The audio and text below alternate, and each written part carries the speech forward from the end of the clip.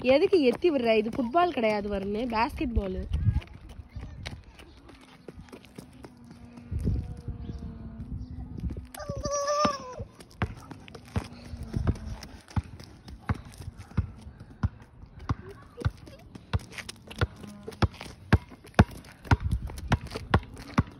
தூக்கி போடு மேல. த்ரோ அப். ஐயோ அப்பா, அவன் மண்டையில போடாதடா. த்ரோ அப். நீ மேல பேஸ்கெட்ல தூக்கி போடு.